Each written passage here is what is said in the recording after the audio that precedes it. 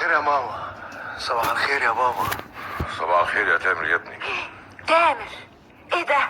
انت ما سرحتش شعرك يا ابني؟ هو مش متسرح، معلش ناوليني الجرنان. يا ابني اتعلم الادب في الكلام. الناس المؤدبين بيقولوا تسمحي تديني الجرنان يا ماما، مش معلش ناوليني الجرنان. انا اسف يا بابا، تسمحي تديني الجرنان يا ماما؟ مش دلوقتي، بعد ما تفطر، ومش هتقدر تفطر الا لما تسرح شعرك الاول. اوه يا سلام يا ماما.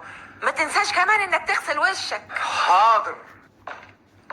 شوكت، تحب تاخد فنجان شاي كمان؟ مفيش مانع، اللي على فكره امينه هي وفاء فين؟ زمانها نازله يا اخويا، زمانها نازله عشان تفطر. تفطر؟ انا مش فاهم البنت دي جرالها ايه الايام دي، تصرفاتها بقت غريبه قوي.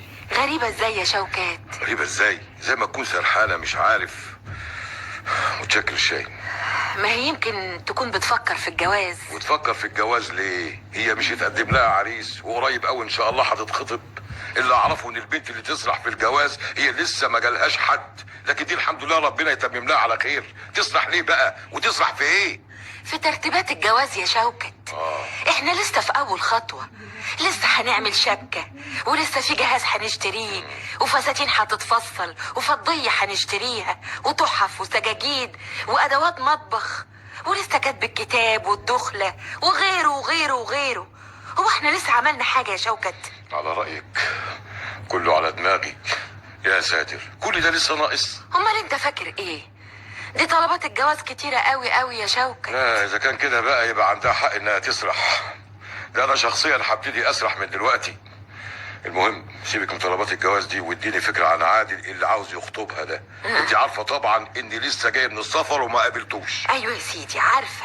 عادل ده صاحب تامر ابننا، وكان بيذاكر معاه، وطبعا كان بيجي عندنا هنا في البيت.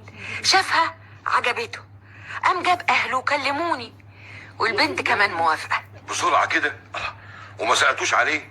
ما عرفتوش حاجه عنه؟ بقول لك صاحب تامر ابننا، وتامر عارف عيلته كويس قوي، وعارف كل حاجه عنهم. لا، من ناحيه دي اطمن خالص يا شوكت. ايوه بس مش كان احسن يا امينه اننا ناخد حد من عيلتنا؟ يعني من عيلتك او من عيلتي مثلا؟ لا، ان جيت للحق بقى، انا ما احبش جواز القرايب ده ابدا. ما اعرفش ليه بخاف منه.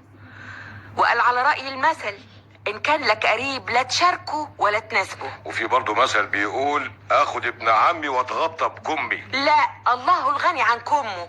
انا عاوزه بنتي بقى تتغطى بالحفستان مش بكمه.